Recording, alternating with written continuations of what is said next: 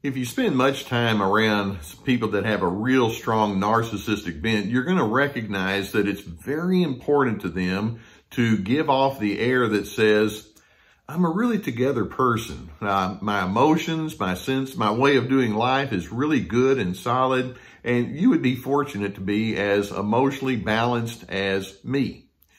Now, when they present themselves in that kind of way, and they really need to say that I'm truly a special person, they're covering up a dirty little secret that hides on the inside of themselves. And that dirty little secret is simply this. Narcissists are very emotionally needy. Now, when you say that to a narcissist, I think you're an emotionally needy person, they will just flat out deny it. And they'll say, no, that's not true. In fact, I don't know where you're coming up with that. That's just completely false. And my response to that is, well, what does the evidence show us? When you deal with narcissists, you're talking about somebody that's hungry for praise and admiration. And it's okay to want that to a certain extent, but theirs is an inordinate need for that. They do not want to acknowledge their humanity, their flaws and their strains and their problems. It's like, I can't do that. I can't afford to let anybody know those things about me. They constantly make excuses when something goes wrong, or they want to be associated with the right people and they want to stay away from the losers, at least who they label as losers in their mind. They have to be correct, and they make no room for diverse opinions and perspectives. All of those kind of characteristics are implication of an emotionally needy person. The implication is I can only deal with things that fit my grooves. And if anything gets outside of my grooves, then I don't know what to do. And so this drives their need to be in control and their need to be superior. And when they go into this high denial mode about the extent of their neediness, it prompts me to want to ask various questions of them. Let me run through a few of these questions and see if you might have had some of the same questions in your mind as you deal with the narcissist in your life. And that is, one of the first questions is, why is it so important that I have to think precisely as you think? And I have to perceive things precisely as you perceive things. You see, if you or I show our differences from a narcissist, and we just show that we think differently, nothing else, nothing terribly controversial, they're over there interpreting that as rejection. It's like, you're down on my case, aren't you? You're going against me. And it's like, no, I just don't perceive the same as you. But in their neediness, they have such a powerful craving for your affirmation that any hint that you might not offer it, or there might be some sort of deviation, that's a threat to them. Or another question, and that is, why are you so easily triggered when we disagree? Not only can they not really manage the thought that you're too different, but when you continue to go into that direction, they become angry. Now, perhaps you know that I have a deep history of giving anger workshops. And one of the things I've said throughout my career is the way you manage your anger gives us a window into your soul. Anger down at its base implies that you're wanting to stand up for yourself. You're wanting to stand up for your worth as a human being. You're wanting to stand up for your legitimate needs and convictions. And all of that is reasonable. But when you have that narcissistic anger, that person's wanting to stand up for themselves, but in a neurotic kind of way. It's their way of saying, I just can't deal with it when you're different from me, and I can't handle it. And so the anger is their way of saying, I so need you to think like me and to conform to me that I'll fall apart if you don't get that, or if you don't do that. And that's a pattern that's just glaringly obvious once you see it. But they'll say, no, that doesn't represent my emotional neediness. And it's like, yes, it does.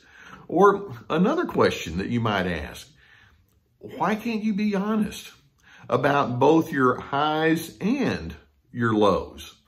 And the needy narcissist, if they were being honest, would say, well, if I admit my lows, then that makes me appear weak. And see, your reaction, my reaction can be, well, if you admit your highs and your lows, that just says you're human like the rest of us. And in their neediness, it's like, no, I have to just be known in an elevated kind of way. I can't manage it. If somebody knows about some of my weaknesses, like, go ahead and admit it. It's just part of your humanity. No, I can't do that. And their emotional emptiness does not allow them to do so. Or another question that I'd like to ask. If you say you're not this emotionally needy individual, then why are you so bothered when people show themselves to be other? And when I say other, it can have all sorts of different implications, whether it's lifestyle preferences or political beliefs or religious beliefs or interpretations of events. Why is it so threatening when people are other? And again, it's like, well, I'm afraid that if they're too other, then they might deem me to be an outsider, and I'm not going to be one of them. And I need to have people conform to me, because that way it affirms who I am and makes me feel better about myself. It's like, well, can we have some affirmation even in the midst of our otherness? And it's like, no, I can't do that. I'm afraid of what that might imply. Or another question, did it occur to you that other people's emotions and perceptions could possibly be valid? Now, when you're an emotionally balanced kind of individual, it's like, well, I've got my emotions, but I'm sure you have yours too. I have my perceptions. What about yours? But in their neediness for being in the superior or accepted position, it's like, no, I don't want to have to deal with your emotions or perceptions that stray from who I am. I don't know what to do with that. Or another question, why do you repeatedly have to build yourself up at other people's expense? And the bottom line is they don't have anything on the inside to build upon. And so what they do is they squash you so they can step on you and have a foundation for their self-esteem. So the dirty little secret is, I'm an emotionally needy person. And when you begin looking at the evidence and you ask them these kind of questions, you realize that they have very low insight. In fact, an astonishingly low insight. There's an interesting irony here. They really do need you and what you represent. You represent supply to them, by the way. They just want you to give them what they need so that they can feel elevated. They need you, and yet they despise you at the same time. And all this tells me is they have a very shallow understanding of the human experience. Now, I mentioned the term being emotionally balanced. Yes, a balanced person says, I do have needs, and I'm okay with that. But there's a sense of balance. I've got my needs, but I also have my sense of well-being that's intact at the same time. You can have both. Let me kind of run through some thoughts about what an emotionally balanced person would be like, and you can compare that to where the narcissist is coming from. An emotionally balanced person says, well, I want to be respected, and then they model respect. That's how it works. Or the balanced person says, I also want to be understood, so I'm going to show you understanding. There's a give and take there. I want to find peace, and so I'll not be a troublemaker. The balanced person says, I like harmony, so I don't feel the need to be divisive. I like it when others show curiosity, and so I'm naturally curious about you. I want to be treated fairly, which means that I too will be a fair-minded person. I want to be treated with civility, and so I'm going to manage myself with a certain discipline towards other individuals. I prefer being treated honorably, therefore I try to treat others with honor. When I want cooperation with respect to life's demands, and so at the same time, I will show myself to be a cooperative person. I can feel hurt when I'm insulted, and I'd like to have better treatment than that. Therefore, I'll make sure that I'm not known as being an insulting individual. I dislike rejection, and so I'm going to seek to be an inclusive person. I'm turned off by selfishness, and so that being the case, I want to make sure that I'm known as a conscientious person. I feel calmer when people are agreeable, and so I want to see if I can find moments of agreement, even in the midst of disagreement. I can disagree agreeably.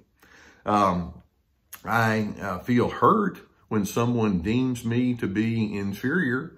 Therefore, I want to make sure that I seek to be a person that emphasizes equality. I want connections, and I want to remain pliable with other individuals. And therefore, I'm going to use common sense when that is required.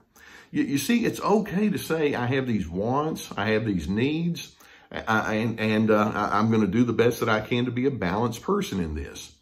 The dirty little secret, though, of the narcissist is, well, first of all, I can't even admit the fact that I have needs, and that's part of the problem. They're so needy that just to simply say that implies, oh, this is going to be so bad. And so they put up the shield. They put up their false self, and they want you to think that they're beyond reproach when, in fact, they're just like a scared little boy or girl that says, I don't know how to do life well, but I'm going to try to pretend like I've got the tiger by the tail, when in fact, they don't.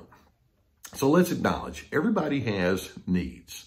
It's just simply part of our humanity. We're social beings, and we're meant to be interconnected with each other. And if the narcissist can't admit that dirty little secret that they're carrying around, that tells me one thing, and that is we simply don't have much of a foundation at all that you and I can build upon. I'd like to, but it takes two, doesn't it? I do hope that videos such as this can give you some insight as to what you're dealing with. And if you've not already done so and you haven't hit that subscribe button, I would encourage you to do so that we can keep you apprised of more videos that come along. It may be that listening to videos such as this, it may prompt you to think, I'd like to get some counseling. And if you have someone in your area that can help you, I would encourage you to do so. If you don't, we vetted a group. There's a link below that you can be helped with some online counseling. And right now, it's a very popular medium for that. And I would encourage you to seek some counseling. In another thing, we also have, I have a new workshop called Free to Be, and we have a link below for that. We have other workshops that are there, and a link to my library that has mine and Laura's books there. We also have survivingnarcissism.tv, drlescarter.com, lots of resources beneath, and our aim is to help you help yourself. Narcissists are very needy people, just as you and I can be needy, but the difference is we can admit it, and in doing so, we can find that balance. Narcissists don't have balance, and so that being the case, you don't want to get pulled into their web of denial and all that goes with it.